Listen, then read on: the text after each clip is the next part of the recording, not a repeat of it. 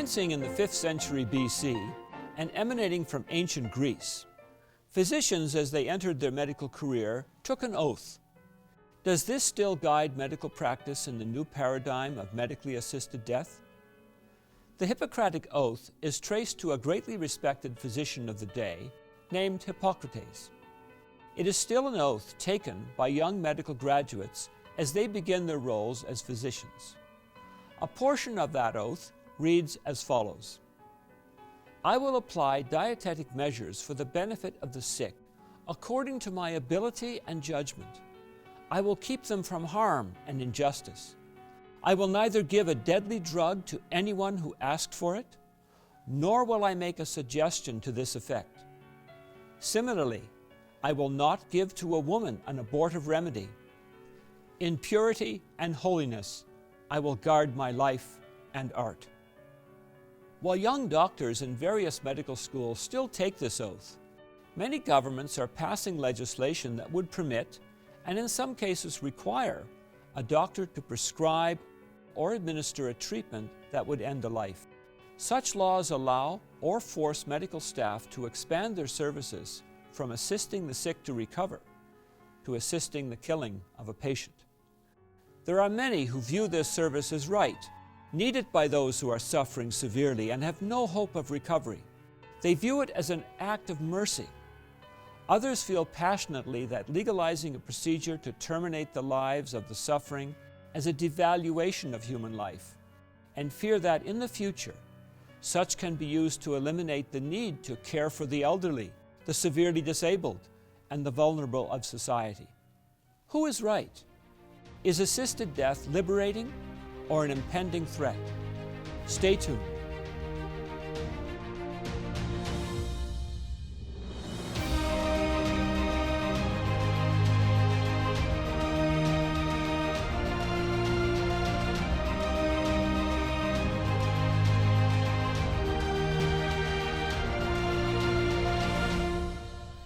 In June 2016, the Canadian Parliament passed legislation legalizing a framework that permitted medically assisted dying in Canada.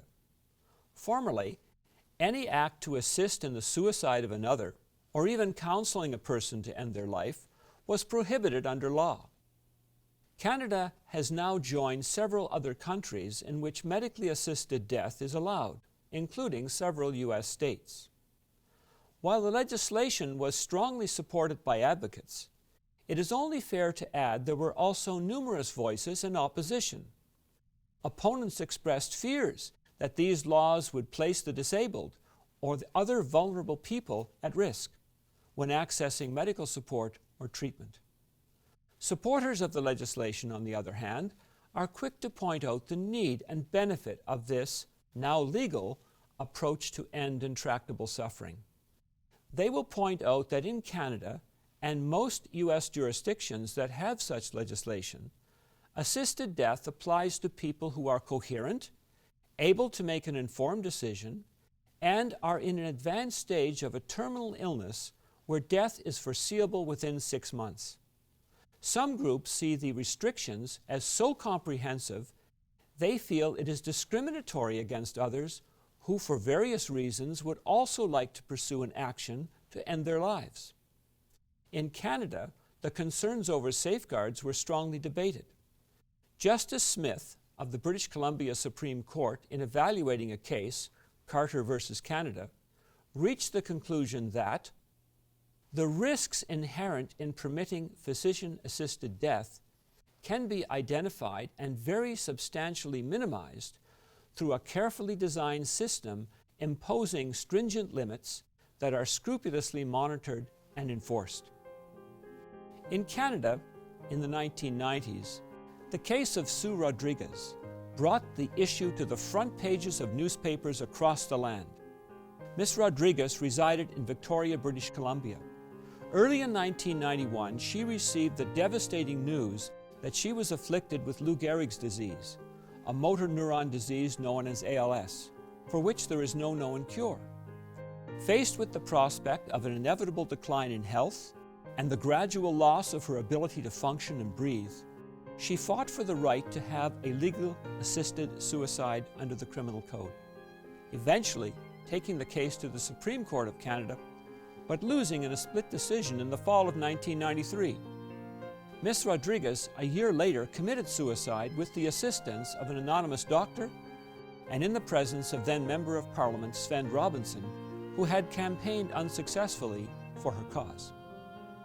The case captured national attention and polarized public opinion, starting a push for legalized assisted suicide that was finally realized in 2016. So now that Canada has legalized the practice, why is there still controversy? This controversy is also present in other nations and states that have similar enabling legislation. So what is the problem? Why is there still resistance to something that appears to provide a valuable and welcome procedure to end suffering? There are disturbing trends noted in some countries where assisted death has been in place for several years. We will cover these concerns in the second part of our program. But now we would like to let you know of a special free offer, an offer that contains information that will help you better decide what you would do or how you might advise a friend or loved one caught in the dilemma of whether they should choose to control the time of their death. If you have not read this booklet, it is time you did, as it contains information that will greatly encourage you. I shall be back in a moment. Don't miss out on this inspiring free booklet. Simply call the number on your screen and ask for your ultimate destiny. You can also order online at twcanada.org. There's no catch, no hidden cost. Here at Tomorrow's World, we believe that knowing the truth of what God has purposed for you can dramatically change your life. Don't delay.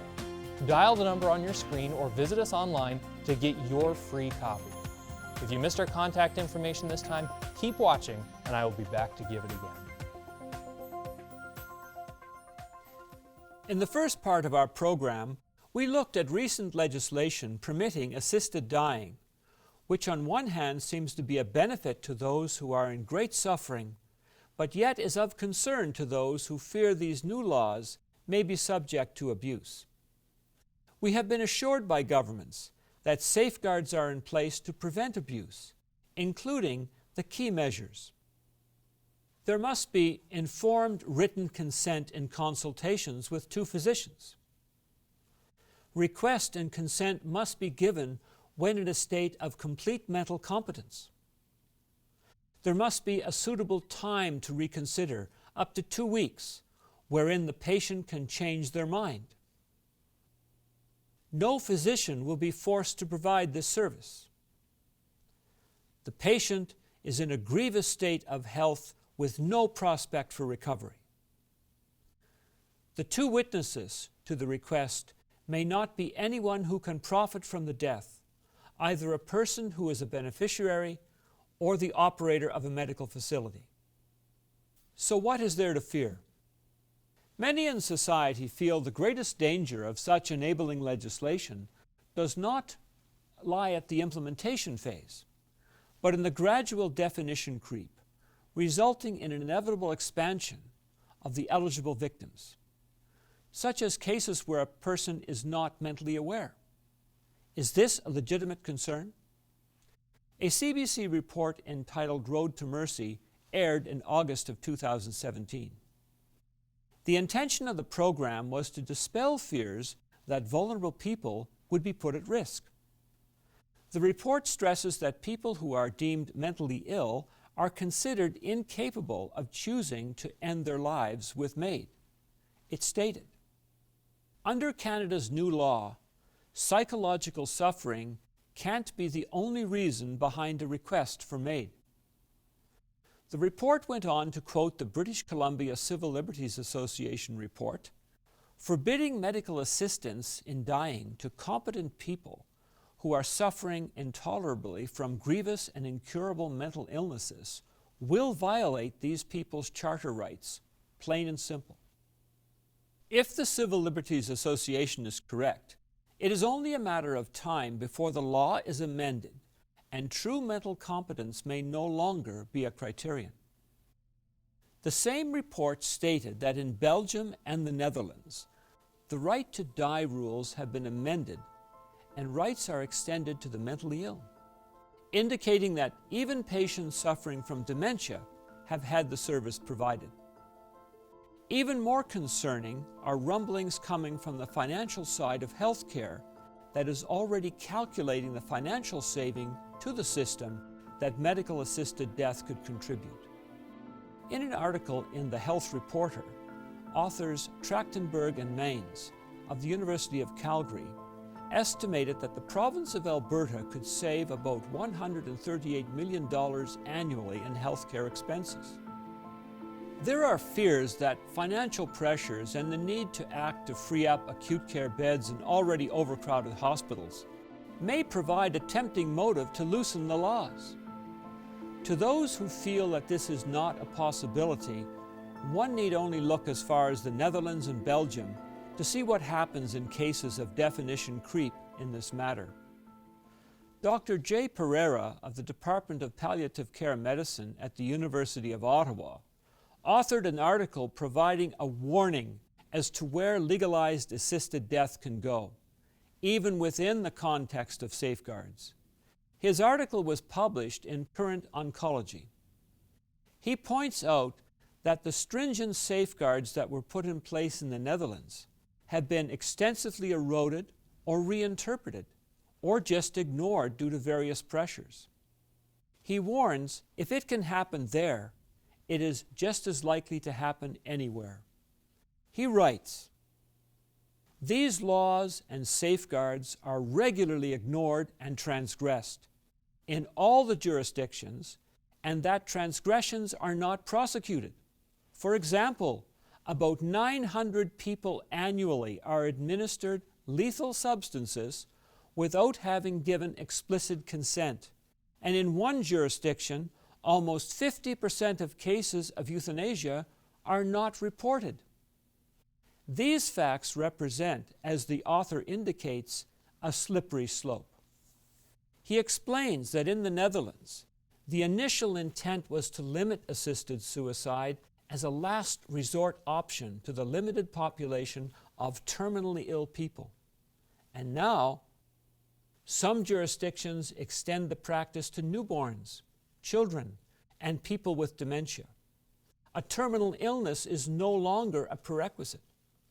In the Netherlands, euthanasia for anyone over the age of 70 who is tired of living is now being considered. Currently in Canada, assisted death legislation, Bill C-14, only applies to people who are able to make an informed decision and are in an advanced state of terminal illness, where death is foreseeable. It is currently considered an exception in medical practice and may be selected by the patient when other treatments are exhausted. As we have seen, there are continuing pressures from social activists to expand the boundaries of the new law. Eventually, if the person is elderly enough or sick enough, assisted death may be a first option rather than a last resort. We can dress up this new role for healthcare professionals with all manner of softer phraseology.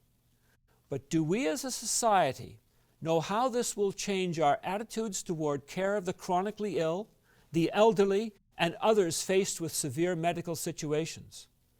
In the end, legalized assisted death results in a diminishment of the value and sacred nature of life and reduces the value of a human being, enabling society to eventually rationalize the termination of its elderly, chronically ill, unproductive, or undesirable. This is not society as it was intended to be, which does not treasure human life and the tremendous potential and contribution of mankind, including those who are sick and disabled. There is a better option, an option that derives from knowing the potential of human beings. For human beings are not animals. They are a special creation which was made to achieve an amazing destiny far beyond what most have ever understood. We will show you that potential in the next part of our program. In the meantime, please take time to order our special offer today. your ultimate destiny. This free booklet will show you your real future and give you an understanding that puts aside all questions about the right to die. To request your free copy, call the number displayed on the screen and ask for your ultimate destiny. You can also order online at twcanada.org. Have you ever asked, why does God allow suffering? Is there life after death? Or what it really means to be forgiven? Tomorrow's World magazine answers those questions and more, and will also be sent to you free of charge. Call us right now or visit us online to get your free copy of Your Ultimate Destiny and Tomorrow's World magazine. Enjoy the rest of today's program. If we are the product of a Creator's work, then is there a record of that work? And perhaps a manual left to guide, instruct, and even show us our purpose and potential? The answer, as we have shown on Tomorrow's World in previous programs, is yes. There is such a record and manual. The Bible is that record, and the only writing that can be proven to be divinely inspired. That text provides many answers the world misses, as it has largely repudiated its validity. The answers are there nonetheless. So why were humans made? For what purpose were they made? And how does that purpose inform us as to how we should view assisted death? First of all, man was not just made as another animal. Then God said, "Let us make man in our image, according to our likeness. Let them have dominion over the fish of the sea, and over the birds of the air, and over the cattle, and over all the earth, and over every creeping thing that creeps on the earth." So God created man in His own image. In the image of God He created him. Male and female He created them. Then God blessed them, and God said to them, "Be fruitful and multiply. Fill the earth and subdue it. Have dominion over the fish of the sea, over the birds of the air, and over every living thing that moves on the earth." Man was made not as a member of the plant kind or the animal kind, which were described earlier in this chapter, but man was made in God's image, a physical model of the God kind, in His image, after His likeness. Man was given a mind and a special power in the mind that enables reasoning and speech, great awareness, and learning capacity far beyond other creatures. Mankind was made to be different. We also know from other scriptures that God also made millions of angelic beings of greater power and intellect than man, and endowed with immortality. Yet man was made to have a greater potential than that of the angels. For you have made him a little lower than the angels, and you have crowned him with glory and honor. Man was made in a physical form, lower than the angels.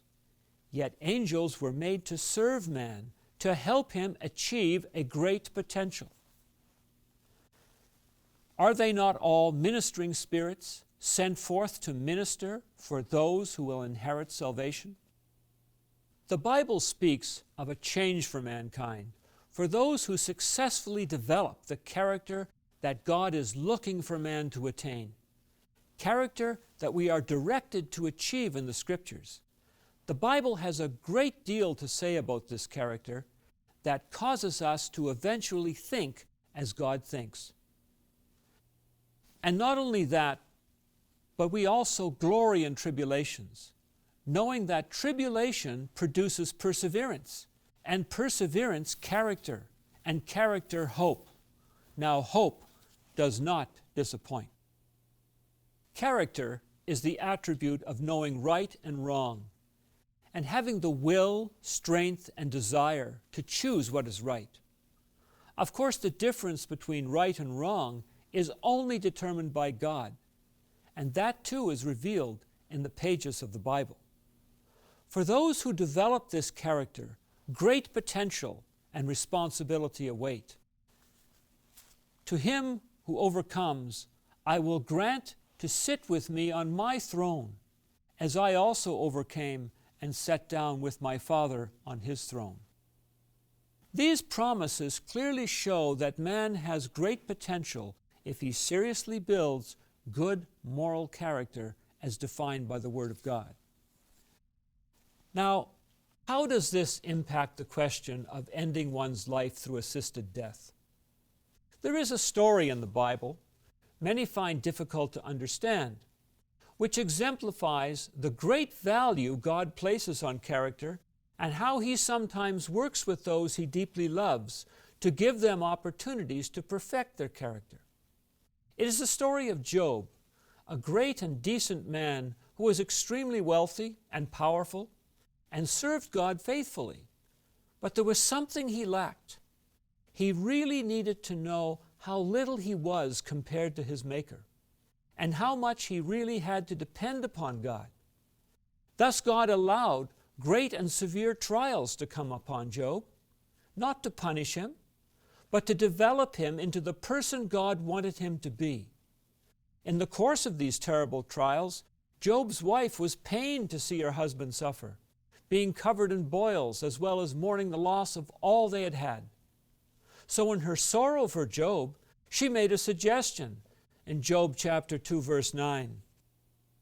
Then his wife said to him, "Do you still hold fast to your integrity? Curse God and die." But he said to her, "You speak as one of the foolish women speaks.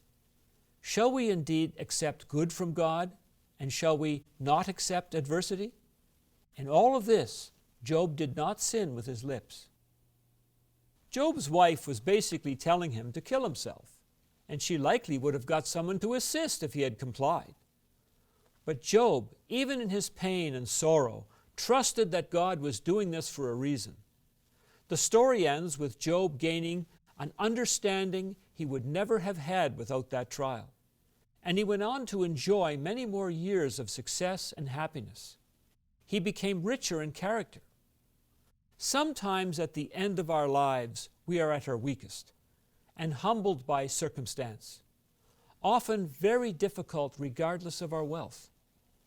It is the final trial we face, and facing it well with dignity and courage, asking God for direction and help, results in the greatest wealth of all, a wealth that will outlast any physical suffering we may endure, a perfected character.